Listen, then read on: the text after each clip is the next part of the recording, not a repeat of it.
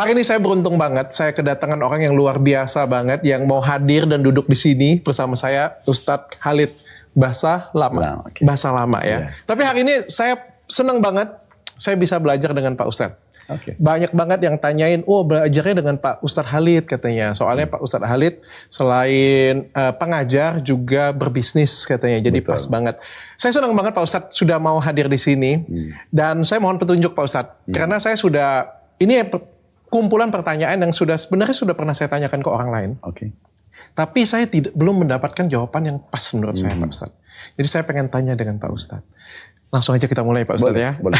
Pak Ustadz, ini soal riba Pak Ustadz. Apa sih yang dimaksud dengan riba Pak Ustadz? Oke.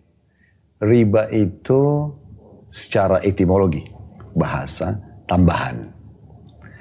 Kalau terminologinya itu, kalau dalam Islam, dia sesuatu yang diambil manfaat tambahannya tapi bukan dari pintu bisnis. Oke. Nah, kalau dalam Islam itu ada dua jenis investasi. Ada investasi yang boleh seseorang itu mengambil keuntungan. Nah, kalau dalam istilah-istilah sekarang di perbankan syariah pun itu diterapkan seperti mudharabah. Nah, mudharabah itu seperti bagi hasil, Dok ya. Kayak misalnya saya mau buka satu bisnis nih, saya ajak, ayo Dok, mau gabung nggak? Terus sama-sama nih kita sepakat modal masing-masing 50-50%. Bagi hasil berapa? Itu bukan riba? Bukan. Itu bukan riba, itu namanya bisnis ya? Iya, 50-50% misalnya karena modal memang 50-50%. Oke. Untung bagi 50-50%, rugi juga sama-sama nanggung 55%. Itu namanya mudharabah. Atau murabaha. Murabaha itu seperti beli putus, Dok. Kayak misal saya ini mau beli rumah tapi saya nggak ada duit. Saya bilang, Dok bisa nggak beliin saya rumah ini? Misalnya harganya 5 miliar. Oke. Dokter bilang sama saya, oke, saya bayarin, tapi saya jual sama kamu 6 miliar ya. Itu kan ngambil untung? Iya, tapi kan jelas dari awal, ini jual beli. Oke. Dokter beliin saya rumah itu dengan 5 miliar, terus jual ke saya 6 miliar. Oke. Terus saya bilang, saya mungkin belum mampu untuk bayar cash Dok. Bagaimana kalau saya cicil 10 bulan?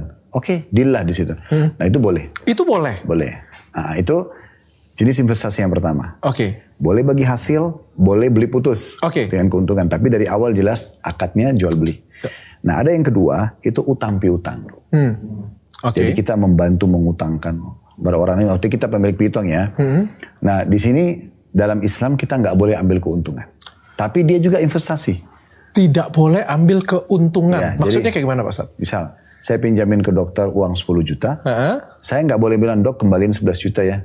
Oh, kan sama aja, tadi juga sama aja. Beda. Di situ memang ada produk. Di sini nggak ada produk. Di sini murni sebenarnya saya sedang membantu. Dokter mau pakai untuk kebutuhan pribadi atau bisnis, pokoknya kalau sudah akadnya utang piutang, kalau dalam Islam nggak boleh ngambil keuntungan. Di sini murni dia berhubungan dengan urusan akhirat nih, untuk mencari pahala. Nah, begitu. Jadi bagaimana? Contoh misalnya gini Dok ya, kalau sebagai seorang Muslim itu ada hadis Nabi Muhammad SAW, siapa yang mengutangkan orang lain, maka dia akan dapat pahala setiap harinya senilai yang dia utangkan itu. Yang mengutangkan mendapatkan pahala. Ya, jadi misalnya gini, saya utangkan tadi 10 juta. 1 Januari saya pinjamkan ke dokter, jatuh temponya nanti 1 Februari. 1 Februari pada saat saya beri 10 juta itu, di hari itu mulai dicatat oleh malaikat. Ya, dalam keyakinan orang Muslim, 10 juta sedekah. Seperti dia mengeluarkan 10 juta sedekah. Setiap harinya. Berarti investasinya 10 juta, tapi yang didapatkan pahalanya 310 juta. Karena 31 hari. Seperti itu. Kalau lewat dari akad kesepakatan balik uang itu, misalnya sudah 1 Februari, ternyata saya tanya, Dok gimana utangnya? Oh saya belum bisa bayar. Oke, saya kasih tenggang waktu ya, sampai 1 Maret. Nah di bulan Februari itu jadi double. Jadi seperti saya sudah sedang bersedekah setiap hari 20 juta. Manfaat secara agama. Manfaat secara agama. Berarti sampai di sini saya bilang bahwa hutang itu bukan dosa. Hutang itu diperbolehkan dalam agama Islam. Iya. Karena kan itu membantu orang lain. Yang tidak diperbolehkan itu adalah mengambil bunga. Mengambil tambahan dari utang. Kalau mengambil tambahan dari investasi tadi boleh. Walaupun itu kesepakatan kita bersama.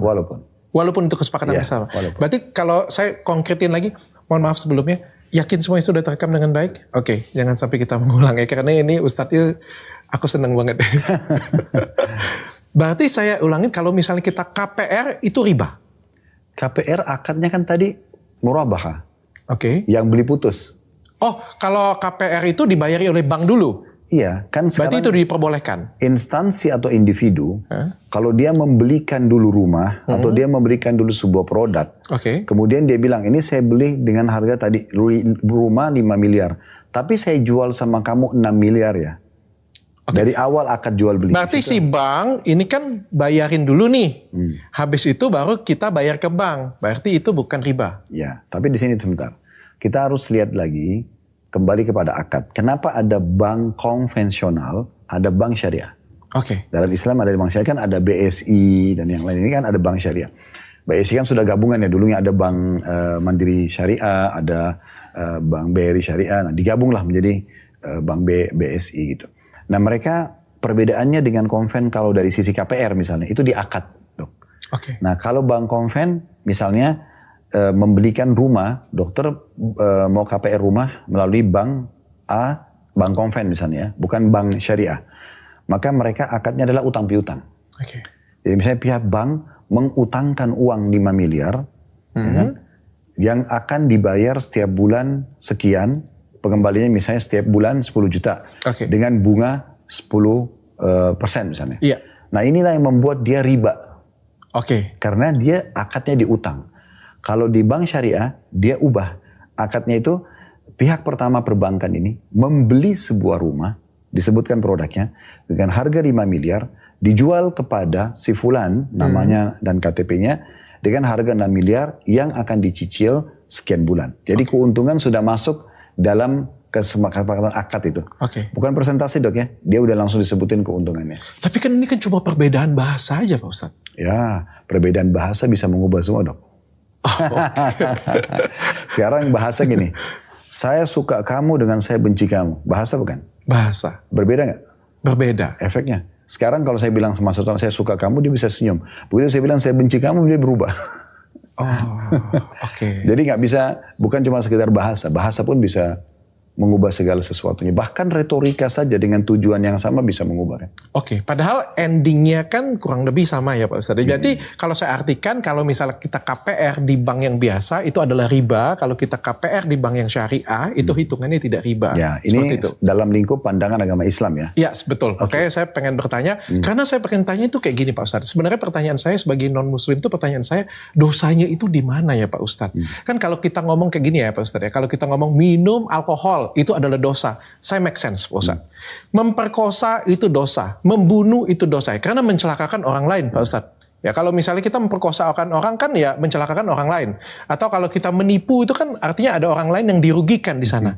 Bahkan ketika kita minum alkohol pun dosanya ada di mana? Ketika kita menyakitin orang lain, melukai tubuh kita sendiri, yang ini merupakan ciptaan Tuhan. Dok, gini dok. Dosa itu bukan definisinya adalah pada saat dia berefek negatif pada orang. Dosa itu adalah sesuatu yang dilarang oleh agama. Dia berefek atau tidak berefek? Ya kan? Sekarang begini, saya tidak boleh misalnya mengganggu orang lain. Kan definisi ini luas sekali ya. Sekarang kalau saya merasa, saya hanya bercanda dengan teman saya. Tapi sebenarnya dia terganggu. Ini dihitung salah atau tidak nih? Saya tidak menganggap itu kesalahan. Dia menganggap itu adalah mengganggu dia. Makanya lingkupnya adalah penggambaran agama. Agama menganggap agama melarang mengganggu orang lain. Bercanda atau tidak? Clear. Berarti dosanya dia berefek atau tidak? Sama aja. Jadi tidak harus misalnya minum khamr itu, minum minuman keras misalnya, minum beralkohol, karena nanti kalau sudah berefek mengganggu orang, dia mabuk mungkin dia bisa membunuh baru berdosa. Enggak. Memang dari awal minuman ini tidak dibolehkan. Kalau minuman kan aku saya tadi masih bisa berpikir ya Pak Ustadz ya. Merusak organ tubuh kita misalnya kayak gitu ya. Jadi misalnya Nabi bilang ya jangan minum minuman alkohol. Salah satunya menjaga tubuh kita sendiri kayak gitu ya. Tapi kalau riba ini kan nggak ada yang dirugikan, bahkan kita sama-sama diuntungkan Pak Ustadz. Tatanan sosial dong. Ada saatnya gini. Kalau dalam Islam itu gini. Ada waktu dan masa hidup kita di mana kita memang mengambil keuntungan, ada saatnya kita memang berbagi sosial. Kalau yang dokter bahasakan tadi itu kesannya semuanya harus ada manfaatnya. Lalu kapan kita bisa membantu orang tanpa ada feedback? Kapan kita bisa tanpa ada feedbacknya?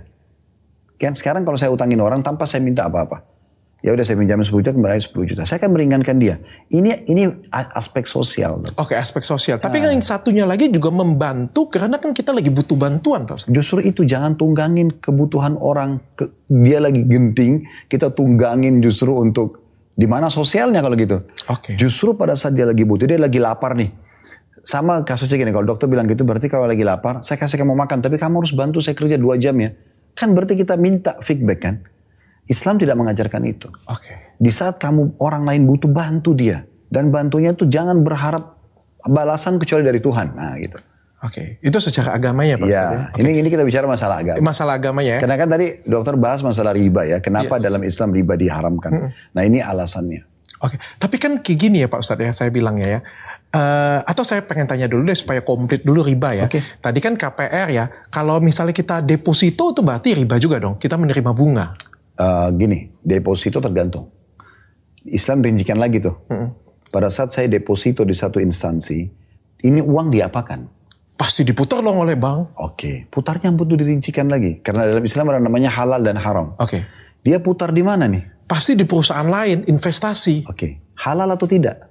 Wah, kalau itu kan hanya perusahaan itu yang tahu pastinya. Enggak, kita harus tahu sebagai pemilik uang. Oh. Dalam Islam itu kita nggak bisa sembarangan. Misalnya, kan patokannya agama nih. Orang Muslim selalu dipandu dengan agamanya. Dan mungkin juga Kristen dipandu dengan agama. Kan itu kan kayak panduan hidup ya. Iya, benar. Kayak ada satu judul di atas kepala kita, agama. Agama itu kan pengontrol tuh. Mana makanan, mana minuman, mana pergaulan, mana pendapatan yang boleh dan tidak boleh. Nah itu agama. Nah itu kan keyakinan kita. Nah agama itu mengontrol seperti itu. Oke, ya jadi tapi kan kita nggak tahu Pak Ustadz kalau misalnya kayak contoh aja ya sebut ya Bang ya, apakah Pak Ustadz tahu uang BCA kemana kan? Pasti kan berputar diputar lagi bisnisnya. Itu harusnya kita tanya. Sekarang deposit kan dana kita ditahan 6 bulan, 1 tahun, ya kan? Tapi kalau kita tanya ke bank pasti bilangnya apa? Diputar pasti Pak Ustadz. Loh, itu lagi nih. Kenapa perbankan syariah lahir? Karena untuk mempertegas akad-akad ini. Kita bisa tanya, saya mau deposit uang saya 100 juta. Ini diputar di mana? Kalau jawabannya sektor real nih. Ini ada sawah, ada perkebunan, ada apalah pertambangan. Oke, itu sektor real. Dan mereka itu memang memberikan kepada kita bagi hasil dari investasi tersebut. Ya, tapi dari keuntungan. Dalam Islam dia juga bisa masuk dalam bab riba, Dok. Dok, kalau misalnya gini, dokter investasi sama saya 100 juta. Tapi dokter tentukan, Khalid saya mau dari 100 juta ini, saya tiap bulan mau tahu terima 10 juta. Yes, itu ribanya sih Bang. Iya. Berarti bagian dari riba keuntungan karena dia penentuan langsung. Karena kan gini, apa sebabnya? Dalam Islam juga ada sebuah hadis Nabi Muhammad dalam transaksi jual beli, la darar wa la dirar. Tidak boleh merugikan, tidak boleh dirugikan. Kalau misalnya dokter tadi investasi ke saya, Khalid ini 100 juta saya investasi ke kamu, saya mau tiap bulan terima 10 juta. Ini ada darar atau dirar di sini. Bisa merugikan atau bisa dirugikan. Karena bisa saja keuntungan saya mungkin 50 juta. Dokter dirugikan, kenapa saya cuma kasih 10 juta? Atau malah sebaliknya, mungkin saya hanya dapat 5 juta. Tapi karena saya butuh modal 100 juta itu, saya terpaksa ambil. Dan saya nombokin 5 juta tiap bulan. Nah, terus bagaimana caranya? Caranya persentase dari keuntungan. Akadnya gitu, misalnya gini. Ini saya investasi 100 juta ya.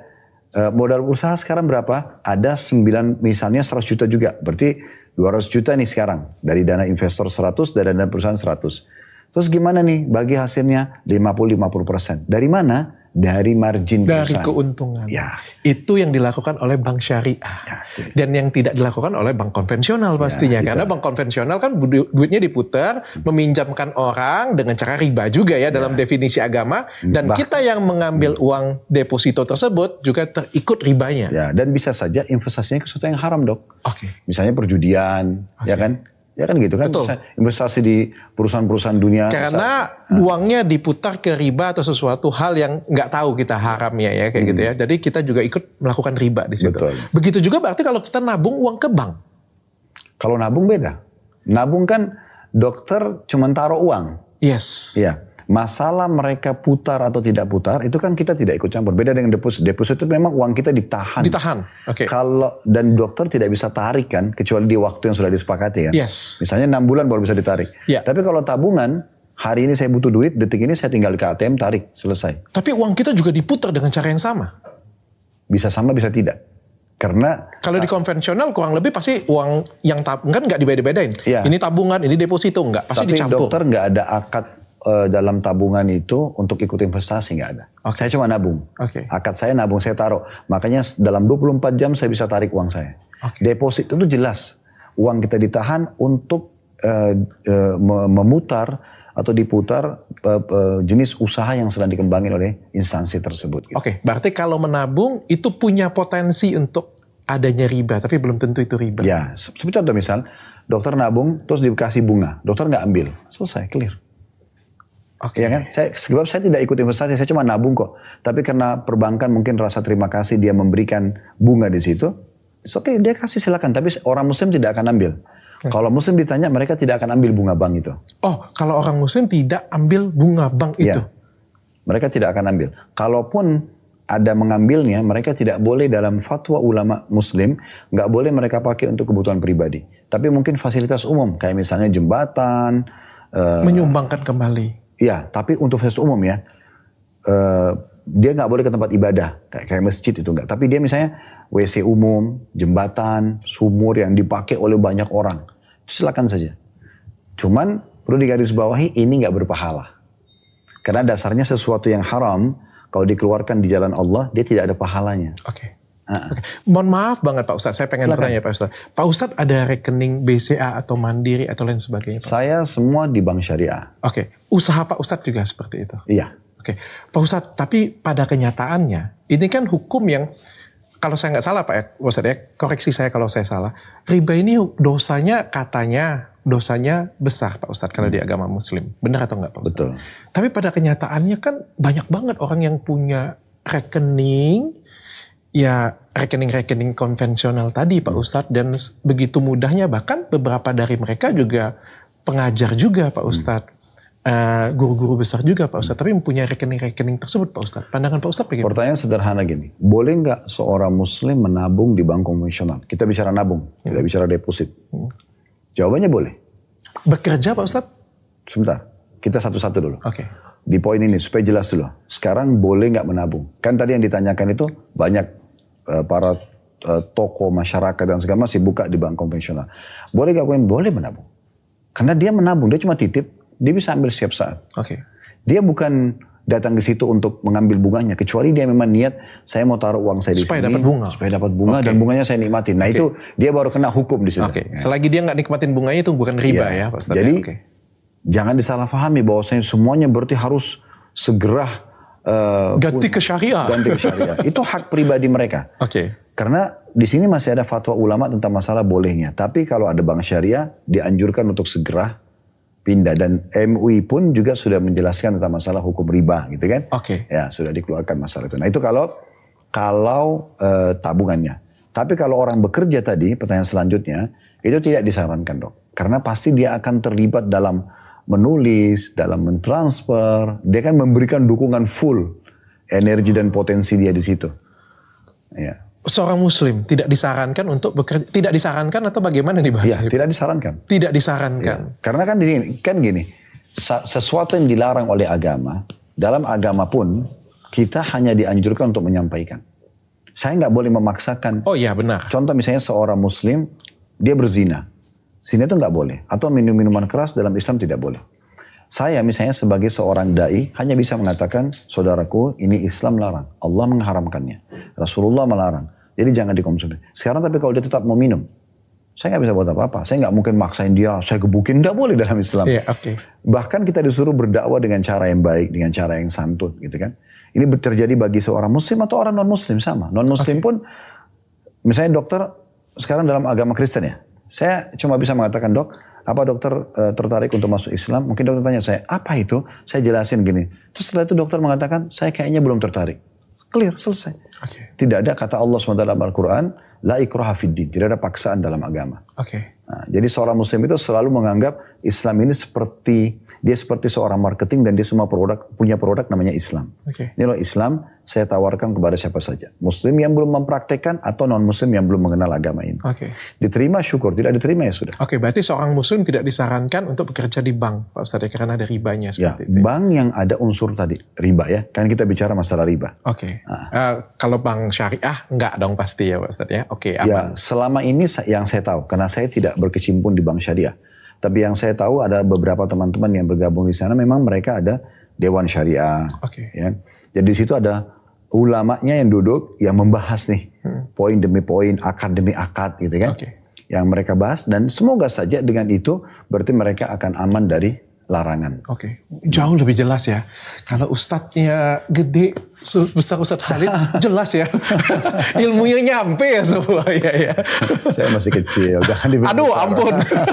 Tapi Pak Ustadz, ini kan Pak Ustadz ini kan bukan orang pertama yang saya ajak ngobrol ya. Makanya saya tuh ngerasa, wah ini ilmunya nyampe banget ya.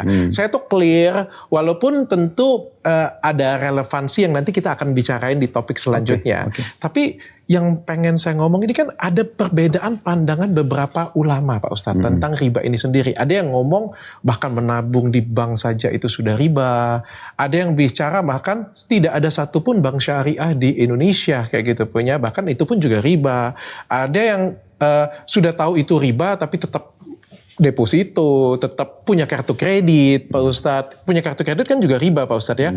Tetap melakukan KPR dan lain sebagainya Pak Ustadz. Ada apa ya ngomongnya? Ada perbedaan pandangan di sini Pak Ustadz. Lalu orang yang mana yang harus kita ikutin Pak Ustadz? Islam mengajarkan dok kita mengikuti dalil namanya. Apa itu dalil? Argumentasi. Yang dijelaskan dalam Al-Quran dan dijelaskan dari hadis Nabi. Nah, biasanya memang dalam interpretasi itu ada perbedaan pendapat. Interpretasi. Ya, bahasa agama biasa ijtihad. Berarti upaya gitu kan untuk coba mengorek lagi dalil ini, mungkin ada celahnya, mungkin ada gini. Tapi kalau saya pribadi selalu berada di satu rel yang saya ikuti dengan kehati-hatian. Mana yang sedikit aja kemungkinan besar dia bisa masuk kepada haram, itu lebih baik kita jauhin. Kita udah tahu nih, jalan ini licin loh. Sebenarnya ada jalan satu sini gak licin, tapi kita sengaja coba deh ini. Nah itu kan bisa berbahaya ya, resikonya besar. Maka lebih baik saya gak usah tempuh jalan itu. Tapi kita tidak bisa melarang orang untuk punya pendapat yang lain. Itu bebas saja, mereka memilih pendapat mereka. Tapi di sini kan sekarang dokter kalau tanya saya, ini loh yang saya pahami. Mungkin saja dokter duduk sama seorang muslim yang lain, dia mungkin malah berpendapat yang berbeda. Gitu kan? Betul, itu yang pada kenyataannya memang seperti itu Pak Ustadz. Dan benar-benar kayak beragam gitu Pak Ustadz. Ada yang bilang, satu pun gak ada yang syariah kayak gitu punya. Bahkan bank syariah pun gak syariah, dia bilang seperti itu. Kalau menganut di mana itu? Kalau saya melihat statement seperti ini harus ada pertanggungjawaban dok ya. Kan pembentukan perbankan syariah itu kan bukan 1-2 hari. Duduknya para pakar, pemikir, kemudian dari pakar perbankan sendiri dan juga pakar agama mereka berkumpul lalu terbentuklah perbankan syariah itu. Kalau ini terus kemudian dianggap ini tidak syariah, harusnya kan kita pelajari dulu. Kalau sudah lengkap benar-benar informasi itu, kita udah duduk sama mereka dan ternyata memang mereka itu salah. Kita pun sudah memberikan masukan, ini nggak boleh loh, karena ada dalam kitab ini menjelaskan seperti ini. Mereka tidak mau terima, baru dia boleh keluarkan statement ini. Karena ini nggak boleh sembarangan gitu kan. Seperti orang punya restoran lalu dia mengatakan restoran itu jangan dimakan karena itu haram semuanya. Dia udah tanya belum restoran ini? Dia udah cek belum? Mungkin di antara produk di situ ada yang halal. Kita harus fair dan adil. Dalam Islam disuruh adil. Kalau orang ini yang dijual haram itu aja yang kita sorotin. Yang halal kita mengatakan dia punya yang halal. Kan gitu. Iya. Mungkin kalau salah satu konteksnya mungkin ini Pak Ustadz ya. Mungkin ada beberapa orang yang lebih pilih-pilih dosa Pak Ustadz. Contohnya kayak gini ya. Pak Ustadz ini kita minum alkohol Pak Ustadz. Wah nggak boleh. Ini haram. Ini dosa gitu ya. Pak Ustadz kita makan babi Pak Ustadz. Nggak boleh, ini haram, kayak gitu punya. Tapi ketika KPR atau peminjam uang di bank atau menggunakan kartu kredit, bagi dia ya pilih-pilih Pak Ustadz. Menurut Pak Ustadz bagaimana Pak Ustadz? Itu tergantung tingkat keimanan dok ya. Karena kan yang berbicara orang lebih patuh mengikuti perintah Tuhan ini Allah, itu kan keimanan dok. Kita mau lebih hati-hati, haram ya sudah haram semua kita tinggalkan, yang halal semua kita nikmatin, itu karena keimanan dia. Kalau ada orang masih menyortir begitu, berarti memang dia bermain di zona yang bisa naik turunkan iman dia kan gitu. Terancam gitu ya. Jadi dia bisa masuk kepada perbuatan salah kan. Otomatis saja salah. Nah orang muslim yang sejati tidak seperti itu. Dia memang betul-betul yang haram ya haram, yang halal ya halal. Gitu kan. Dan dia harus menunjukkan prinsip itu pada siapapun. Contoh tadi misalnya dokter bilang, ini minum minuman keras atau ini makan babi. Terus saya mengatakan ini tidak boleh karena agama saya melarangnya. Tapi di saat dokter makan karena dokter berkeyakinan dalam agama itu boleh, saya nggak akan ikut campur. Karena itu hak pribadi kan. Sama halnya kalau ada seorang muslim juga, enggak, saya nggak mau, saya nggak apa-apa, saya minum. Saya cuma bilang itu nggak boleh, agama larang. Nanti kamu akan berdosa, dihukum sama Allah. Dia nggak mau tahu, ya sudah terserah dia. Yang penting saya sudah menyampaikan. Karena dalam Islam ini tidak ada paksaan dalam masalah seperti itu. Tapi memang pada kenyataannya berarti beberapa orang bukan hanya agama Islam ya Pak ya, tapi semua agama itu memang kayak mereka punya pribadi yang bisa memilih-milih yang mana yang mereka ikutin atau enggak. Saya kasih contoh kayak gini Pak, teman saya ini real Pak ya. Teman saya seorang muslim kebetulan, saya bicara muslim saja, duduk clubbing, minum minuman keras, kanan kiri cewek ya gitu punya. Tapi pas kumpul disuruh makan, kita makan ya makan babi kayak gitu punya ya. Oh nggak mau, haram. Sampai teman-teman tuh berbicara semuanya, cewek doyan, zina, hayo, alkohol oke. Tapi makan babi haram. Kan nggak pas, itu kan selentingan bercandaan teman-teman pada di situ Pak Ustaz. Mungkin gini dong, kita coba keluar dari contoh itu dulu. Saya yakin dokter juga punya teman-teman yang non-muslim sama kan. Pilih-pilih juga. Nah, jadi memang ini kembali kepada individual. Ini kembali kepada individual. Jadi yang paling fair itu sebenarnya di saat ada seseorang melakukan perbuatan seperti ini, lebih baik kita berbicara tentang pribadi dia. Karena agama tidak akan pernah berubah dok. Ya kan? Sekarang Islam mengharamkan minuman keras di Indonesia, ini akan haram juga di Amerika, akan haram juga di Australia, akan haram di mana-mana. Kan gitu. Misalnya seorang perempuan dalam Islam disuruh pakai jilbab, maka itu berlaku wajib di Indonesia, berlaku wajib di mana-mana. Maka sama. Jadi kalau ada orang yang keluar dari ini, berarti dia secara pribadi. Nangkap saya Pak Ustaz.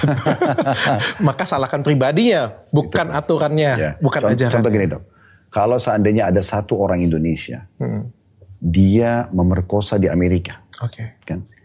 Kalau orang Amerika itu fair, dia akan mengatakan si fulan ini namanya gitu kan, dia telah memerkosa. Ya, mungkin dia bisa sebut warga negaranya ini. Tapi sangat tidak fair kalau dia mengatakan satu Indonesia. Iya, kan tidak fair tuh. Indonesia memperkosa ini. Nah, kan itu kan berarti dia bertanggung jawab dengan 200 juta lebih kan. Iya, betul. Ya mungkin ya, harus fair. Blame ke orangnya, kelakuan orangnya, bukan ke ajarannya. Bahkan luar biasa kalau dalam agama kami, dalam Islam, kalau ada seseorang yang melakukan perbuatan salah, tapi satu sisi dia punya perbuatan yang baik, maka yang sedang kita soroti kesalahannya saja. Dan kita sedang menyorotin perbuatan salahnya. Kita tidak akan memusuhi fisiknya. Jangan kita hancurkan kebaikannya karena kita melihat kejelekannya. Ya, jadi kejelekan justru ini kita jadikan ajang dakwah dok.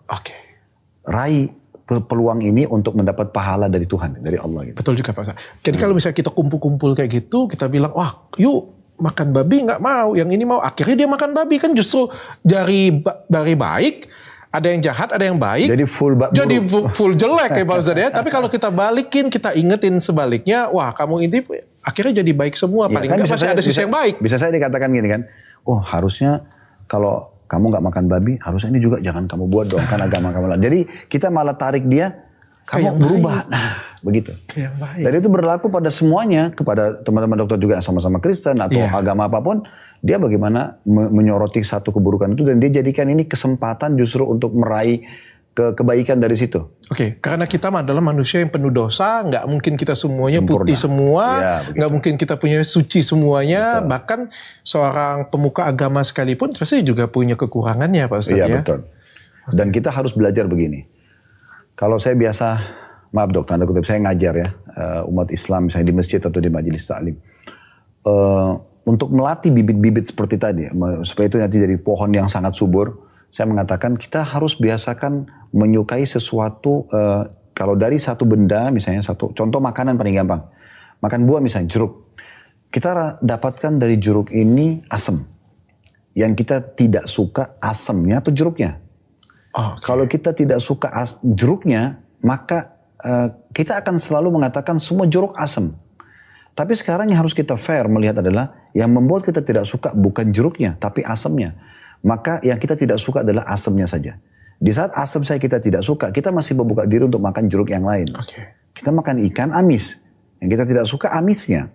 Bukan ikannya. Sehingga kita bisa makan ikan mana yang lain. Mungkin yang lebih enak misalnya atau tidak amis. Nah, gitu. Oke, Pak Ustadz. Nah, ini bisa ditarik dari ke semua lini kehidupan gitu. Oke, Pak Ustadz. Pak Ustadz, kalau misalnya kita kepepet nih Pak Ustadz, apalagi kan zaman sekarang ini kan bergerak banget nih Pak Ustadz. Ini pasti tentang riba nih Pak Ustadz ya. Riba ini kan juga penting Pak Ustadz. Kalau kita ngelihat dari sisi kacamata bisnis nih Pak Ustadz ya. Apalagi kalau misalnya saya punya, ya kalau usaha kecil-kecilan oke lah Pak Ustadz. Tapi kalau usaha besar-besaran Pak Ustadz yang melibatkan miliar-miliaran, triliun-triliunan Pak Ustadz. Tentu kita harus pinjam uang ke bank nih Pak Ustadz. Nah, dan juga ada beberapa ya UMKM yang membutuhkan bantuan untuk berusaha. Daripada disita, daripada digadai, daripada tutup, daripada pecat karyawan, lebih bagus kan mendapatkan suntikan dana Pak Ustadz. Artinya akan menjadi suatu kebutuhan Pak Ustadz. Begini dok, saya sering sampaikan, ini pendapat saya, karena dokter lagi tanya saya. Kita usahakan jangan mengurung diri kita di sebuah bingkai yang kita buat sendiri. Contoh gini. Saya kalau tidak minum kopi pagi hari, kepala saya pusing. Dia yang kurung dirinya di situ. Sehingga kalau tidak ada kopi, pusing. Coba kalau dia tidak tanamkan persepsi dalam diri dia, ada kopi, ada teh, ada susu, ada minum aja. Contoh. Ada orang yang mengatakan, saya kalau nggak tidur di rumah saya nggak bisa tidur. Misal, dia mengurung dirinya di bingkai kehidupan sendiri. Padahal dia tidur di mana aja, it's okay. Dia ke hotel, dia lagi ke rumah keluarganya, ke temannya, biasa aja. Saya pernah temukan ada satu jemaah saya berangkat umroh bersama saya. Dia bawa bantal dok. Saya tanya, kenapa bawa bantal? Saya nggak bisa tidur tanpa bantal ini. Terus kalau bantalnya hilang gimana? Ada kemelekatan di sana ya? Iya, bantal biasa aja gitu. Nah, itu contohnya. Nah, coba ini sebagai contoh dok ya. Persepsi tadi yang dokter bilang itu, maaf saya bukan menyalahkan, tapi saya berbagi saja. Kalau kita mau bisnis besar, ya kita tidak mungkin kalau tanpa perbankan. Saya melihat ini ada kurungan bingkai dok. Ada keinginan di sana. Bukan. Seperti ada membatasi, tidak mungkin kita dapat modal besar kecuali dari utang bank. Ini persepsi dok. Selama kita di situ, kita akan selalu mentok berkeliling-keliling di bingkai itu saja. Berarti tidak mungkin kita dapat modal dari tempat lain. Padahal cukup banyak. Contoh misal, yang menaruh uang paling besar di bank itu siapa? Orang-orang kaya kan? Yes. Untuk apa? Pertama untuk safety uang mereka. Yang kedua, mereka juga yang tadi mau mendapatkan riba, mereka supaya dapat keuntungan kan. Lalu perbankan utangkan kepada orang lain. Oke, sekarang kita hapus dulu perbankannya. Kenapa kita tidak coba datang ke individu ini? Dokter orang kaya, saya datang, dok, ini proposal saya. Dokter mau investasi nggak? Bagi hasil. Kenapa tidak? Bisa saja, mungkin uang dia triliunan. Dia siap saja kalau menjanjikan, kenapa tidak? Yang penting saya pada saat ingin melakukan satu perbuatan, saya punya proposal lengkap dong. Ya kan? Ini loh, modal yang dibutuhin, ini jenis produknya, ini sistem yang akan saya pakai, ini target pasar. Clear. Jangan membingkai sesuatu ya Pak Ustadz ya. Sampai benar, luar biasa. Luar biasa banget Pak Ustadz. Pak Ustadz, tapi aku jadi pertanyaan selanjutnya agak berat nih, tapi saya coba sampaikan deh. Tapi ringankan ini kan bukan riba satu-satunya sih. Dan kalau aku melihatnya juga ini hampir di semua ajaran agama sih Pak Ustadz. Kan ajaran agama ini kan suatu pelajaran yang sudah lama nih Pak Ustadz. Dari kakek nenek saya punya kakek nenek lagi. Ini ajaran agama ya Pak Ustadz. Ya sudah lama banget, bahkan dipakai sampai di era seperti sekarang. Dan kalau kita melihat secara sains, kita melihatnya ini kan suatu hal yang luar biasa banget. Mana ada aturan yang bisa dipakai dari zaman dulu sampai zaman sekarang. Tapi agama itu bisa tetap kokoh berdiri pada tempatnya. Tapi kan mulai ada beberapa yang harus diperbaharui atau relevansinya terhadap dunia yang seperti sekarang Pak Ustadz.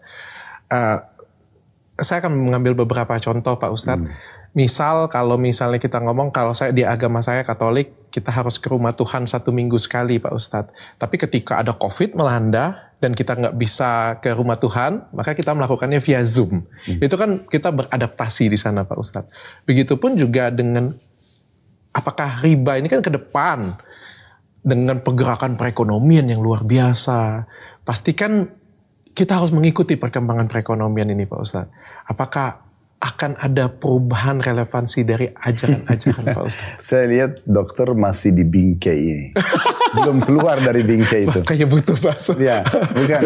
Jadi seakan-akan masih ada pemikiran dok, saya kayaknya nggak bisa bisnis tanpa utang. Gitu kan, bank misalnya. Bisnis tidak bisa berkembang kalau tanpa, ini harus bisa didobrak dulu dok. Saya kasih contoh gini, ada mungkin jenis bisnis seperti multi level misalnya. Ini tanda kutip bagi saya. Ini sangat berbahaya dari sisi pembingkaian pemikiran tadi. Karena mereka itu akan mengatakan ini produk paling bagus, yang lain tidak bagus, misalnya contoh. Dan inilah yang paling menjanjikan buat saya. Sehingga mereka itu betul-betul menutup diri untuk melihat jaringan bisnis yang lain. Terkurung di situ. Akhirnya mereka sampai begadang untuk itu, mereka mengikuti, mengejar poin demi poin, padahal sebenarnya mungkin belum tentu bisa didapat, diraih gitu kan, dan segala macam hal. Dan akhirnya ini membuat mereka sempit di bingkai itu saja. Saya tidak menyalahkan ya, tapi saya ingin memberikan satu poin penting, gimana caranya kita boleh multi level, boleh bisnis misalnya sektor real, mungkin ada bisnis yang dengan berbagai macam lah ya. Mungkin ada orang yang instansi rumah sakit, jasa sekolah, hotel. Mungkin ada orang yang masuk ke kuliner dan seterusnya. Coba kita lirik semua ini, sehingga kita tuh tidak di dalam satu bingkai. Saya waktu mau buka restoran dok, contohnya, saya penceramah. Memang background saya agama gitu kan. Tapi ada satu titik dalam jiwa saya itu suka dengan bisnis. Karena saya berpikir Nabi Muhammad SAW itu beliau 19 tahun dari masa hidupnya itu pebisnis. Gitu kan. Dan setelah jadi Nabi pun beliau masih mendukung para sahabat yang berbisnis. Sehingga kenapa saya tidak coba ini. Sehingga tidak ada kesan penceramah itu hanya selalu, maaf dok, ya, di dalam ceramah ini misalnya ceramah terus hidup dari amplop. Nah, enggak, kita bagaimana menunjukkan toh saya juga bisa jadi pengusaha kok. Apa saya yang tidak bisa dipelajari sekarang? Kita mau komputer bisa kita kursus, bahasa Inggris bisa kita kursus, semua kita bisa pelajari. Kenapa kita kurung diri kita di bingkai kehidupan yang, saya kayaknya ini aja bidang saya nggak bisa bidang lain. Coba keluar dulu dari situ. Kalau perlu kita seperti letakkan semua permasalahan kita ini, atau program di satu meja, dan kita coba lihat dari luar dok, dari atas. Sehingga kita bisa lihat, oh ternyata masih ada celah di sana. Masih ada jalan lain lagi, masih ada jalan lagi. Itu poinnya. Bukan yang ini aja. Itu poinnya. Nah, itu dulu ya. Ini supaya bisa difahami. Kita kembali ke pertanyaan dokter tadi. Sekarang dengan perkembangan zaman segala macam, apakah ada celah riba nanti itu bisa dibolehkan? Bukan riba bisa dibolehkan, karena haram itu sifatnya baku dok. Dia akan baku sampai hari kiamat kalau dalam keyakinan seorang Islam. Tapi seorang ulama, ya, seorang alim dalam Islam, seperti Indonesia ada Majelis Ulama Indonesia, mereka berkumpul, orang-orang yang paham agama ini, lalu mereka nanti akan berijtihad. Misalnya, apakah jenis bisnis yang baru muncul ini, itu boleh nggak dalam Islam? Nah, mereka tuh tetap letakkan riba, tidak boleh. Ya. Kemudian manipulasi, nggak boleh. Menzalimi orang lain, tidak boleh. Ini kaidah-kaidah dasar. Apakah bisnis ini bentrok sama kaidah-kaidah ini? Kalau enggak, oke, berarti halal. Nah, dari itulah keluar halal atau tidak halal. Berarti dikaji ya? Perubahan tersebut juga akan dikaji. Betul, tapi bukan berarti pengkajian ini menghalalkan yang sudah haram dok, nggak bisa. Tetap yang haram ini menjadi tolak ukur, apakah itu boleh atau tidak. Berarti dasar hukumnya adalah tetap, tinggal perubahan zamannya yang itu yang kita kaji sesuaikan dengan hukumnya ini. Dan hukumnya tidak berubah Pak Ustadz ya. Tapi Pak Ustadz, ini kan tadi contohnya dari riba Pak Ustadz. Ada beberapa contoh yang lain. Contohnya kayak gini Pak Ustadz. Seorang wanita Pak Ustadz. Saya cukup mengikuti, tapi koreksi saya kalau saya salah Pak Ustadz. Kan kalau di dalam agama Islam kan wanita itu mendampingi laki-laki, di bawah laki-laki ya Pak Ustadz ya, kurang lebih seperti itu. Tapi kan sekarang kan perubahan zaman yang luar biasa, di mana ada emansipasi wanita, di mana wanita juga bekerja Pak Ustadz. Ada perubahan yang terjadi pada zaman dulu. Ya pada zaman dulu kan mungkin wanita ya banyak kan nggak kerja, jadi ibu rumah tangga, melayani suami gitu ya. Tapi sekarang hampir berapa persen wanita itu sudah mulai bekerja juga Pak Ustadz. Bagaimana Pak Ustadz? Dokter kalau tidak salah spesialisnya skincare ya, Pak? Kecantikan. Saya mau tanya, konsumennya paling banyak siapa? Wanita Pak Ustadz. Kenapa wanita? Karena semua wanita sekarang saya yang jadi pembawa acara nih. Oke. Kenapa wanita? Karena semua kebanyakan wanita, lebih banyak wanita yang pengen cantik Pak Ustadz. Bukan karena memang kebutuhan kulit mereka?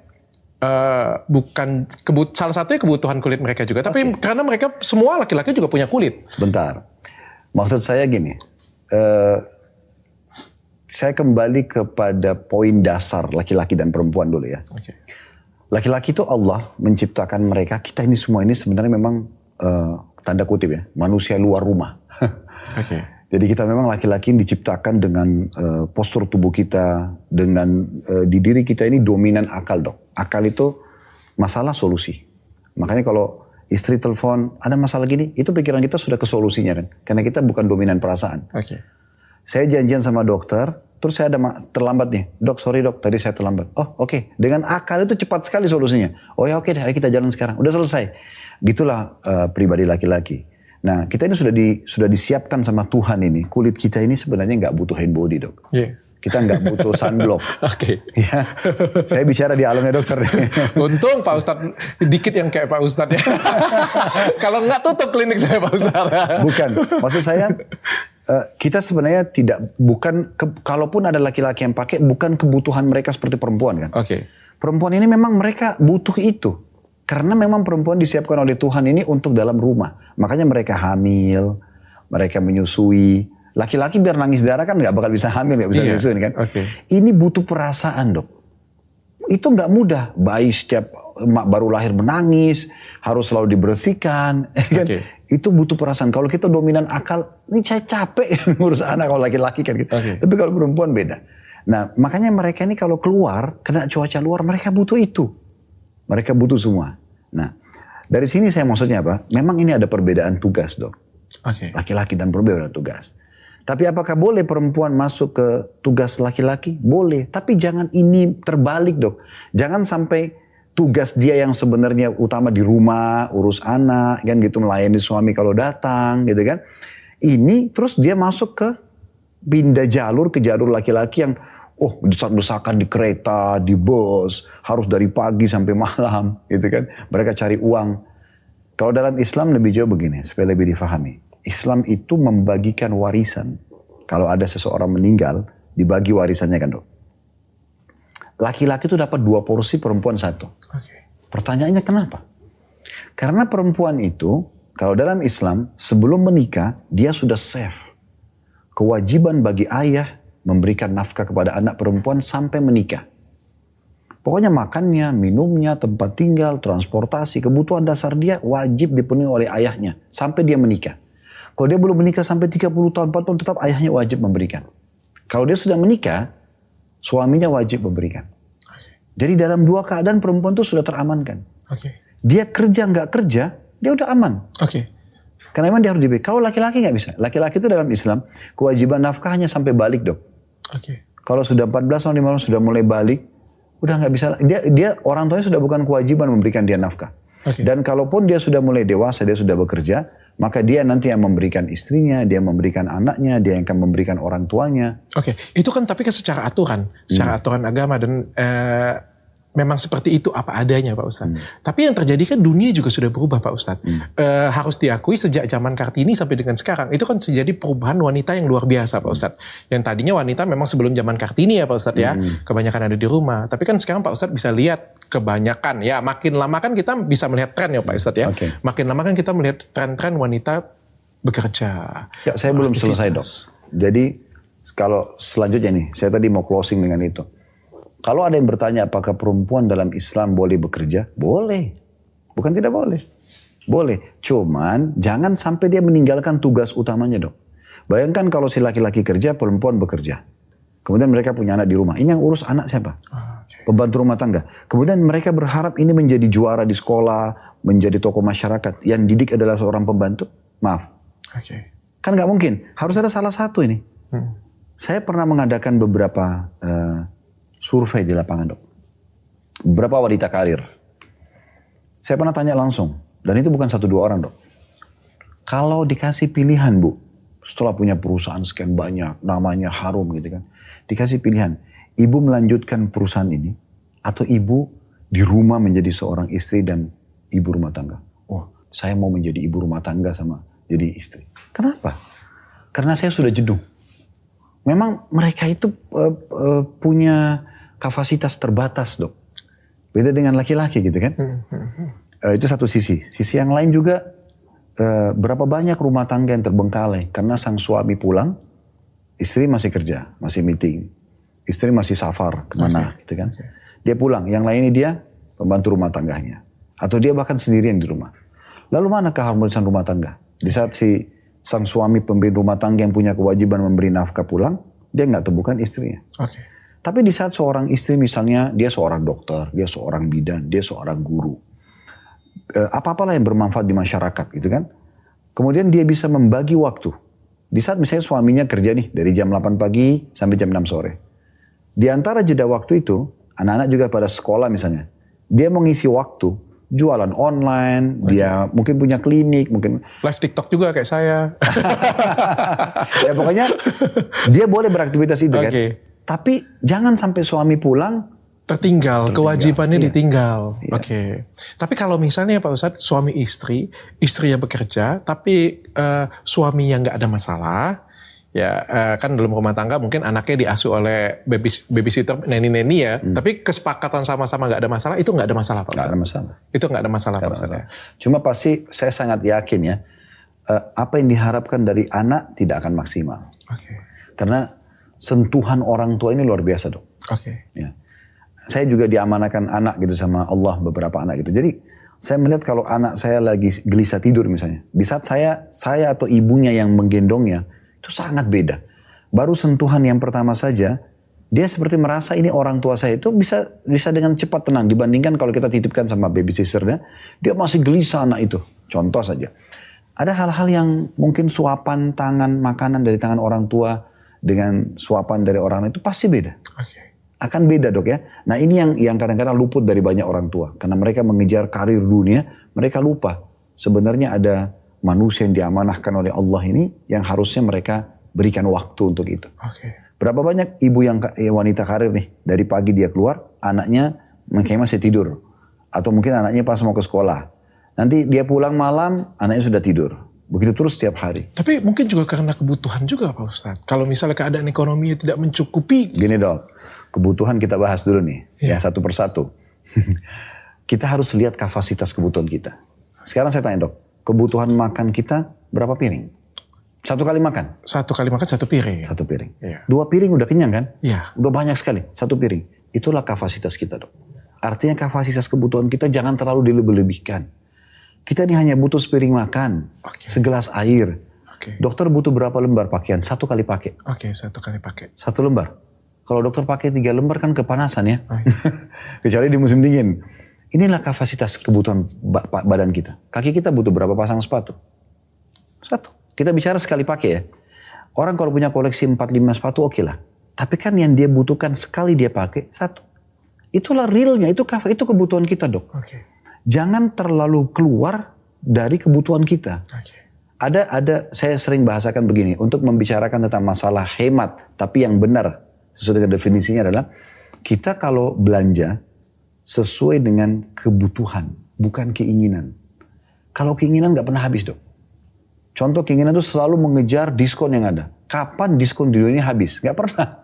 Betul juga. Akan ada terus. Tapi kalau kita mau belanja sesuai kebutuhan, di list sebelum keluar. Saya akan beli ini, beli ini, beli ini, beli ini.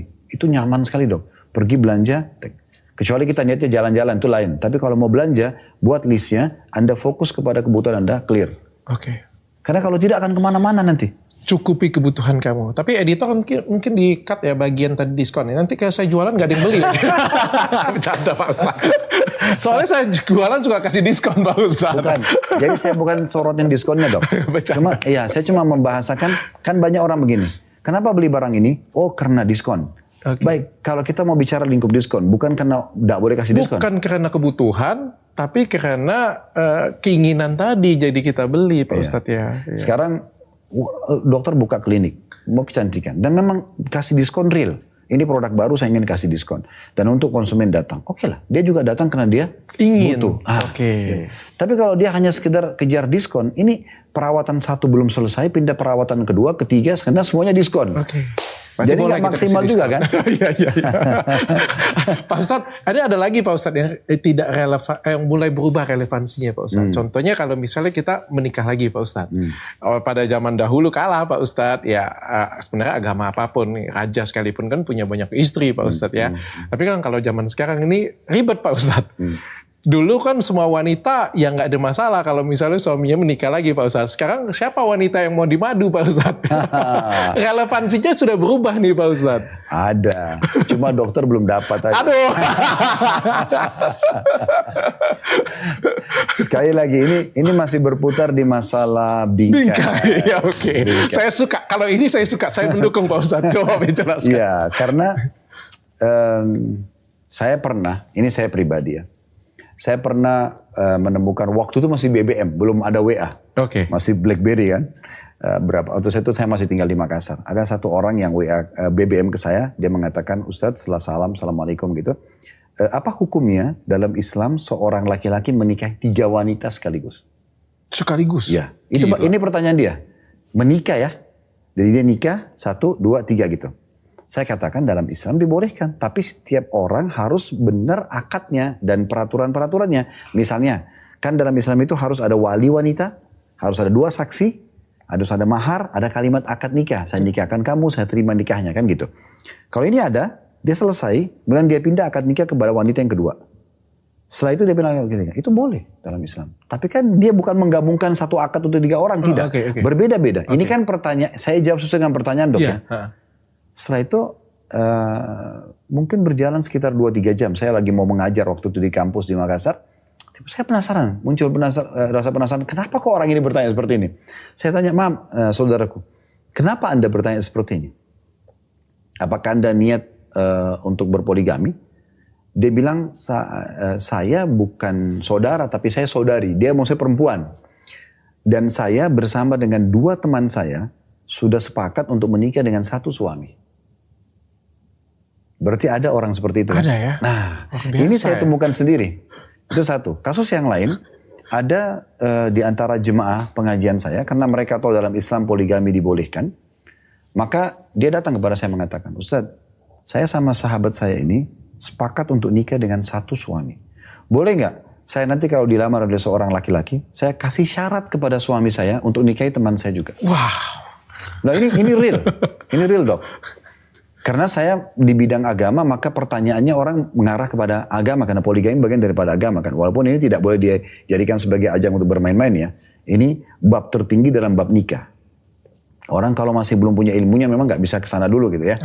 Nah tapi itu ada. Kan tadi dokter bilang kayaknya nggak mungkin. Nah ini mungkin. Dan saya salah satu praktisi itu. Wah, Pak Ustadz. Kayak gimana Pak Ustadz? Aku sengkan mau bertanya. Gak usah tanya lebih. Yang penting sudah tahu saya salah satu praktisi. Oke Pak Ustadz. Karena dalam Islam itu gini dok. Ada beberapa figur laki-laki yang memang dia tidak cukup dengan seorang wanita. Ya kan? Mungkin karena Allah berikan dia kelebihan fisik. Mungkin dia memang ada faktor-faktor lain. Mungkin istri pertama tidak punya anak, dia akan mendapatkan anak dari istri yang lain misalnya. Itu kan ada faktor yang memang bisa membuat orang lain melangkah. Ada juga orang memang tidak melangkah. Dan mayoritas manusia laki-laki, agama apapun, itu tidak poligami. Dalam Islam pun walaupun boleh poligami, kita bisa secara persentase, mungkin itu cuma 10% dok. Yang menjalankan, 9% itu tidak menjalankan poligami. Ini dalam Islam ada babnya khusus dibahas. Jadi daripada memiliki, maaf tanda kutip ya, dia punya istri sah 1 tapi dia sana sini berzina. Lebih bagus. Yang ini jelas bisa ada penyakit A, ini ada penyakit B. Kan sama gonta-ganti laki-laki kan. Tapi baik dia menikah dengan wanita baik-baik, istri sama istri tahu, mereka bisa duduk bersama-sama, bisa rembungin sama-sama dan seterusnya. Gitu. Mungkin pertanyaan saya 1 aja Pak Ustadz. Kalau tadi kan ada 3 Pak Ustadz ya. Kalau, koreksi saya kalau saya salah Pak Ustadz. Apakah kalau istri kedua itu ingin menikah harus persetujuan istri pertama Pak Ustadz? Kalau secara agama nggak ada. Nggak ada harus persyaratan. Tidak harus. Ya, tapi di peraturan pemerintah kita ada. Oh, kalau peraturan pemerintah kita ada. Ya, kalau ada. Misalnya istri pertamanya tidak berkenan Pak Ustadz, bagaimana Pak Ustadz? Itu ada ilmunya dok. Ada ilmunya. Jadi memang saya kadang-kadang kalau ditanya tentang masalah poligami oleh jemaah di pengajian, Ustadz kan laki-laki boleh poligami dalam Islam dan Kan tidak harus izin istri. Saya katakan iya benar. Kalau gitu saya mau nikah saja. Saya tanya kembali, Anda mau nikah poligami jangka pendek atau jangka panjang? Loh kok bisa Ustaz? Iya, kalau jangka pendek, sekarang sudah punya istri satu, terus mau nikah lagi, karena lihat satu perempuan dia tertarik, daripada dia berzina dia nikah diam-diam. Nah ini namanya poligami jangka pendek. Kenapa? Karena nanti ini seperti bom waktu, dia akan ketahuan satu waktu kan. Kalau ketahuan nanti akan... Zina yang dilegalkan. Sebenarnya tidak kita katakan zina, karena zina tetap haram. Kan nggak ketahuan sebenarnya. Enggak. Selingkuhan. Tapi kan nikah dok. Kalau nikah nggak dikatakan zina. Maka pada saat mereka ketahuan nanti ini akan ada cekcok dari istri pertama. Kok kamu nikah nggak bilang sama saya? Kok begini, kok begitu kan gitu. Nah di sini ada keadaan si laki-laki ini ada opsinya. Opsi pertama, pilih salah satunya. Istri pertama kalau dipilih karena sudah lama, pas istri kedua dilepaskan. Tapi sayang ini masih baru nikah. Ya. Kalau ini tetap dipertahankan istri yang sekarang, istri lama sudah punya jasa banyak. Maka dia harus pilih salah satunya. Ini opsi pertama. Opsi kedua, dia bertahan tapi sedikit agak terhina, tanda kutip. Karena ini akan terus bertutur kata yang gak enak. Nah, tapi nanti akan bisa berjalan rumah tangganya dengan cara dia harus sekarang segera bagaimana mempertahankan dua perusahaan dia ini, tanda kutip ya. Ini kubu-kubu ini perusahaan ini dia harus bisa pertahankan. Sekarang seperti dia buka satu cabang perusahaan baru, perusahaan ini harus bisa dipertahankan gitu kan. Nah, bagaimana caranya dia adil, ya kan? Dia adil, dia negosiasi. Oh, ini memang harus jadi negosiator yang hebat gitu ya di situ dia. Tentang malam, tentang pemberian nafkah. Karena Islam suruh mengaturkan adil kan. Pembagian malamnya, pembagian nafkahnya harus semuanya transparan dan adil. Nah, tapi apakah kita sebagai manusia itu bisa adil Pak Ustadz? Kan kita manusia itu nggak bisa adil. Agama mau memerintahkan kita itu. Paling nggak kita berusaha untuk adil Pak Ustadz ya. Sekarang sama Gendok. Apakah kita manusia bisa jujur? Bisa. Paling nggak kita sudah berusaha untuk jujur. Sudah ada jawabannya. Mantap Pak Ustadz. Pak Ustadz, ini ada satu lagi yang menurut saya... Bentar, saya belum selesai loh tadi. Masih mau lanjut gak? Boleh Pak Ustadz. Ya tadi. Jadi ini lebih seru sebenarnya. Ini kan jangka pendek nih. Iya, jangka panjang. Kalau jangka panjang, ini harus ada pembinaan. Kalau dari saya itu kan, kalau dia seorang muslim itu dia berdoa dulu sama Allah. Ya Allah, sebagaimana engkau syariatkan poligami, mudahkan hambamu ini. Tapi dengan cara Tuhan, dengan cara Allah. Bukan cara kita. Karena ini perintah Allah. Yang kedua, dia sudah mulai mengatur step-stepnya gitu kan. Seperti misalnya dia udah mulai dekatkan istrinya sama dia sendiri juga sama-sama lebih mendalami agama. Karena yang bisa membuat orang terima poligami, orang menyadari tentang ada surga sehingga dia mau berbuat kebaikan, ada neraka sehingga dia jauhi kejahatan, itu kan agama. Nah ini dia berdua suami istri harus betul-betul dekat dengan agama nih. Dan perempuan itu dominan perasaan. Kapan disentuh secara perasaan, misalnya diingatkan tentang akhirat, mereka tuh lebih tersentuh karena dominan perasaan. Ya, kalau kita ini, misal contoh orang muslim itu kalau laki-laki dia letih malam hari kan ada sholat tahajud ya dok. Nah dia kalau pakai akalnya, saya capek besok aja. Tapi kalau perempuan kena dominan perasaan, biar capek dia akan sholat. Nah itu bedanya kepribadian di situ. Nah, dia sentuh secara itu. Kemudian nanti dia bisa mengungkapkan baik-baik pada istrinya setelah berjalan misalnya 2-3 tahun dari doa dia, dari ikhtiar dia mendekatkan diri kepada agama ini. Lalu dia mengatakan, ini salah satu hukum agama poligami. Bagaimana kira-kira kalau bab ini kita masuk? Apa pendapat kamu? Mulailah terjadi diskusi. Ya kan? Sampai ada titik temu sama-sama. Kalaupun misalnya, saya kasih contoh dok. Ada satu mu'allaf. Perempuan dari, kalau tidak salah dari Katolik beliau masuk Islam. Menikah sama seorang laki-laki muslim, terus dia datang ke kantor. Saya biasanya memang gak temuin kalau wanita sendiri. Tapi waktu itu dia nangis-nangis minta tolong ketemu. Akhirnya saya sama tim rembukan untuk bisa kita temuin karena lihat permasalahan ibu ini apa. Terus dia mengatakan begini. Saya bilang, iya ada apa bu? Ada yang bisa saya bantu? Dia bilang, Ustadz, dia sambil nangis, suami saya mau poligami. Terus kenapa bu? Saya gak bisa terima. Oke. Ibu bisa jelasin ke saya, kenapa ibu gak bisa terima? Saya takut suami saya nggak cinta sama saya. Ini umumnya wanita takut yang sama nih kan. Kemudian yang kedua, saya takut saya ditinggalkan. Apalagi bu? Yang ketiga nanti dia curang dari sisi keuangan. Diam-diam kasih lebih ke sana. Ada lagi nggak? Nggak ada Ustaz. Coba ibu pikir dulu. Ada lagi nggak masalahnya? Nggak ada. Oke. Ini ya bu ya masalahnya 3 ini. Dia bilang iya. Baik. Ibu izinkan saya memberikan solusinya? Dia bilang iya. Sebenarnya bu, 3 hal ini yang punya jawabannya suami ibu. Bukan saya, ya, karena dia akan menikah dengan wanita. Sekarang tanya kepada dia, kira-kira nanti dia berubah cinta nggak? Kira-kira dia tinggalin nggak? Kira-kira dia curang nggak dari sisi uang? Jawaban sama dia ada. Kalau ibu bersedia, datangkan suaminya. Kita duduk bertiga. Nanti saya bantu untuk menjadi saksi, ibu tanya, kita dengarin jawabannya. Oh iya boleh, Ustaz, setuju. Oke. Tapi sebelum ketemu sama suami ibu, kalau seandainya. Jawaban suami ibu, enggak kok, masa saya mau cinta sama yang baru, pastilah yang lama. Misalnya. Oh enggak kok, saya enggak akan berubah. Oh enggak, saya akan transparan dari sisi nafkah. Kira-kira gimana Bu? Oh kalau gitu enggak apa-apa Ustaz. Oh, oke. Jadi ternyata ini masalah komunikasi aja nih. Kalau kita bisa transparansi, kita bisa ngajak diskusi baik, sebenarnya bisa kan? Oke. Karena ini melangkah untuk membuat perusahaan baru, ini rumah tangga baru. Oke. Nah seperti itu. Berarti jangka panjangnya dikomunikasikan dengan baik, didekatkan dengan agama Pak Ustadz. Gitu ya Pak Ustadz ya. Oke Pak Ustadz, kita lanjut ke selanjutnya Pak Ustadz. Ini kalau tadi riba kita ngomong ria nih Pak Ustadz. Ini ria juga mengalami perubahan yang besar Pak Ustadz. Kalau ria kan saya juga tahu Pak Ustadz, saya Google. Kan pamer Pak Ustadz. Tapi definisi pamer sekarang kan sudah berubah Pak Ustadz. Di media sosial kita memberikan kepada orang lain tanpa niat pamer, tapi dengan memberikan contoh, tapi kan itu namanya juga pamer Pak Ustadz. Nggak lebih dari kata-kata pamer sebenarnya Pak Ustadz. Walaupun kita memberikan contoh.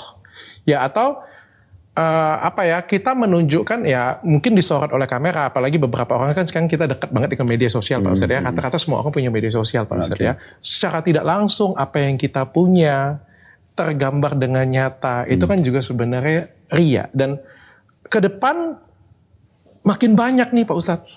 Menurut pandangan Pak Ustadz bagaimana Pak Ustadz? Ria itu penyakit hati, dosa hati dok. Kalau dalam Islam. Mirip dengan kemunafikan, ya, iri dengki. Nah mirip seperti itu.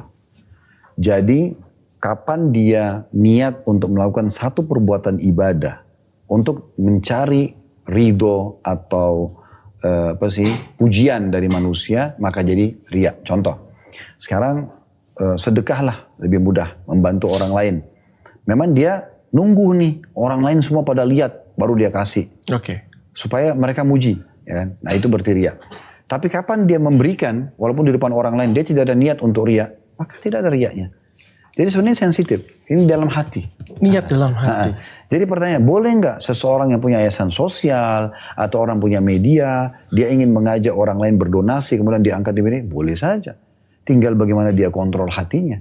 Karena dengan di orbit di media, kan bisa saja manfaatnya lebih besar. Sekarang saya kalau bantu sendiri, ibu ini janda tidak mampu punya anak 5 misalnya. Rumahnya sudah mau rubuh. Saya bantu dia 1 juta, itu manfaatnya tidak akan lebih besar dibandingkan saya open donasi.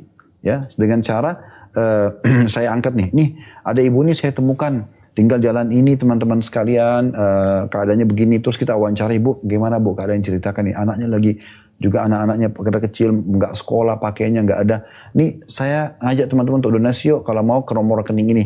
Apakah itu riya? Tergantung niatnya. Tapi saya tidak mau itu riya. Karena dia sedang mau mengajak orang lain supaya ayo, daripada saya sendiri, mendingan 100 orang yang gabung jadi 1 juta kali 100 jadi 100 juta, rumahnya clear, masalahnya selesai. Tujuan hari hati mau nolong atau mau minta panggung di sini. Kalau mau minta panggung maka itu namanya ria. Ya, makanya sensitif di sini. Dia sendiri. Kalau bagaimana caranya supaya dia nggak ria? Dia harus hubungkan antara perbuatan dia ini dengan dia menginginkan pahala yang dia balas dapat nanti di akhirat.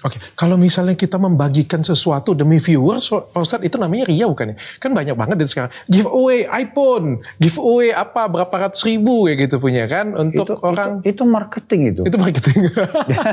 Nggak ada masalah. Tapi kan sebenarnya secara nggak langsung itu ria Pak Ustadz. Itu kan memamerkan apa yang dia punya. Karena dia mampu Pak Ustadz. Enggak. Bukan dong. Sekarang saya supaya viewer saya bertambah, saya ingin melempar sebuah pertanyaan yang bisa jawab, saya akan kasih hadiah ini. Kan ada sesuatu riya di situ. Riya itu kan berhubungan dengan masalah ibadah yang sengaja dia pamer bukan karena Tuhan, bukan karena Allah, tapi karena manusia. Tadi sedekah itu memang supaya dia dipuji memang. Karena kalau disalahpahami dok, nanti orang tidak bisa berbuat kebaikan di depan umum. Akan ketakutan riya. Padahal sebenarnya di depan umum boleh orang berbuat kebaikan. Berapa kali Nabi Muhammad SAW itu kalau beliau ingin ada lihat orang miskin misalnya, beliau langsung iklanin di masjid. Ini ada dari suku ini keadaannya seperti ini. Ayo silakan sampai membantu. Mau teman sahabat-sahabat beliau pada ngumpulin. Dan itu di depan umum. Bahkan pernah ada satu kali ada satu suku Arab datang belasan orang di masjid Nabi Muhammad SAW di Madinah waktu itu. Karena mereka ini sangat susah hidupnya sampai digambarkan dalam riwayat itu mereka cuma pakai satu lembar kain dok yang diikat di leher, kainnya itu ngulur ke bawah dan kalau ada angin bisa tersingkap auratnya. Muka mereka itu merah kehitam-hitaman karena susahnya hidupnya, sering tinggal tanpa rumah, kena cuaca panas dan dingin. Waktu Nabi Muhammad SAW lihat, beliau naik dari atas mimbar lalu beliau mengatakan begini, bersedekahlah wahai hamba-hamba Allah, berikan kepada orang-orang yang tidak mampu karena Allah akan membalas berlipat ganda. Karena kalian akan terima balasannya hari kiamat. Dan Allah akan gantikan dengan yang lebih besar daripada apa yang kalian keluarkan. Maka dengan motivasi itu, ada satu sahabat Nabi berdiri, dia memulai, dia korek kantongnya, uang berapapun yang ada langsung ditelakkan sama dia. Ini ya Rasulullah dari saya. Setelah orang ini lakukan, karena dia tergugahlah dengan penyampaian Nabi ini, rupanya satu masjid ini baru engah. Oh, ini orang sudah lakukan, ayo semua pada ikut.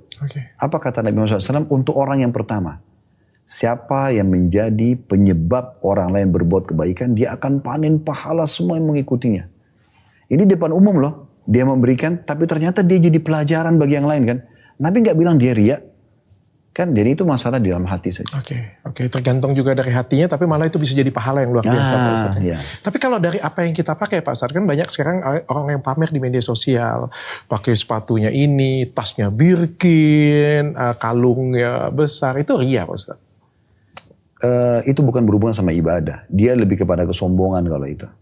Kalau riya itu dok sekali lagi kalau dalam Islam itu bukan riya, itu kesombongan. Iya, karena riya itu dia definisinya dia melakukan satu jenis ibadah yang tadinya untuk Allah, untuk Tuhan dialihkan ke manusia. Jadi dia bukan ikhlas, bukan mau cari pahala, dia mau pujian orang. Nah, kalau tadi dia pamer bajunya, sepatunya, itu kan lebih kepada bab sombong, beda lagi. Itu tidak dikatakan riya, tapi dia sombong. Nah, ini juga dalam Islam tidak dibolehkan kan. Tapi begini, boleh nggak saya pakai baju yang bermerek, tas yang bermerek, mobil yang bermerek? Boleh. Nggak ada, yang penting halal, bukan punya orang gitu kan. Memang kita hasil usaha kita sendiri. Silakan, Islam tidak pernah melarang itu. Bahkan Islam tidak membolehkan orang pakai baju kumuh misalnya berpenampilan tidak baik, itu tidak pernah. Kita harus pakai yang terbaik. Yang penting niat kita memang untuk menikmati apa yang Allah berikan. Menikmatin bukan untuk memamerkan. Nah, itu dia. Jadi meskipun kalau misalnya ada yang, sorry ya Pak Ustadz, saya dengan atribut ya, paling gampang kan dengan atribut misalnya wanita berhijab tapi menggunakan tas-tas mewah kayak gitu punya. Tapi tujuannya adalah menikmati apa yang dia punya, itu nggak ada masalah, Pak Ustadz ya. Tapi kalau misalnya kita ngomong ke pemuka agama nih Pak Ustadz, apakah menurut Pak Ustadz bagaimana Pak Ustadz? Apakah pemuka agama ini harus menunjukkan kesederhanaan atau bagaimana Pak Ustadz? Saya tidak, sebenarnya tergantung ya. Beda sederhana dengan orang sombong ya. Mungkin ada, atau misalnya orang pelit. Ya, sederhana dengan pelit itu tipis sekali ya. Kalau orang sederhana, misalnya gini, dia kaya, tapi dia tidak mau mubazir, tidak mau berlebihan. Mungkin dengan 1-2 mobil dia cukup. Dia nggak jadikan mobil di rumahnya garisnya 10 mobil misalnya. Karena dia nggak perlukan. Itu kan bisa dibahasakan orang sederhana aja. Padahal dia mampu beli 100 mobil misalnya. Nah itu sederhana. Dengan orang yang pelit, dia mampu tapi sama sekali nggak mau beli mobil. Udah pakai angkot aja misalnya gitu kan. Mungkin dia bisa bisnis kelas tapi dia pakai ekonomi kelas di pesawat misalnya. Tapi dia mampu sebenarnya. Dia tidak nikmatin. Ini tidak boleh juga dalam Islam. Tidak boleh juga. Iya, jadi orang tidak boleh mubazir, boleh berlebihan. Orang juga tidak boleh pelit. Kita berada di tengah-tengahnya. Iya. Oke Pak Ustadz. Tapi kalau misalnya berarti sebenarnya nggak ada masalah Pak Ustadz bahwa siapapun kalau misalnya kita punya dan kita walaupun pengajar kayak gitu punya barang mewah tuh nggak ada masalah berarti Pak Ustadz. Nggak ada masalah. Selama itu halal ya. Misalnya 5 huruf ini penting, halal dan bukan 5 huruf yang lain haram.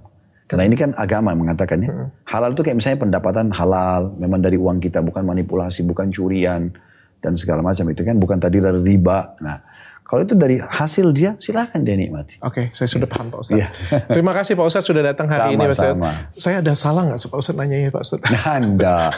Terima kasih sudah ngajarin saya Pak Ustadz. Saya murni mau belajar. Mohon maaf kalau saya ada kekurangan. Saya pun sama. Mohon maaf kalau emang ada jawaban mungkin yang dianggap kurang berkenan, baik buat dokter atau teman-teman tim atau mungkin teman-teman pemirsa yang mengikuti. Karena memang kita sedang diskusi dan setiap orang mungkin bisa punya pendapat, apalagi bicara lingkup agama ya. Kalau individu saya punya berapa lagi agama. Maka kita saling menghormati itu jauh lebih tepat. Luar biasa. Tapi ilmu Pak Ustadz Khalid luar biasa banget loh. Saya tercerahkan banget. Baik riba apapun ria, luar biasa.